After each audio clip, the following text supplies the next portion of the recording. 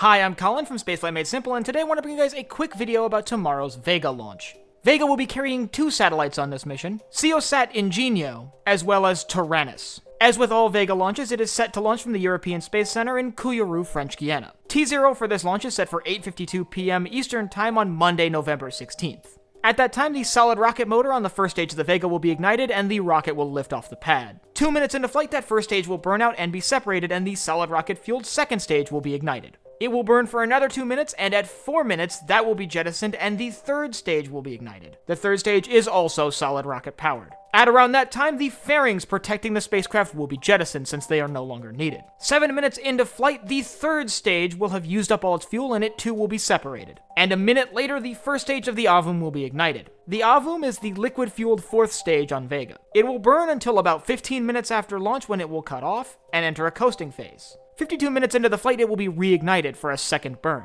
this burn lasting roughly 2 minutes. And at the end of that burn, SEOSat will be separated. At 1 hour and 1 minute after launch, the Vespa, which separates the 2 spacecraft, will also be separated. The Avum will then carry out 2 more burns. This is to maneuver the Avum into position to release the Taranis spacecraft. And at 1 hour and 42 minutes after launch, the Taranis spacecraft will be separated.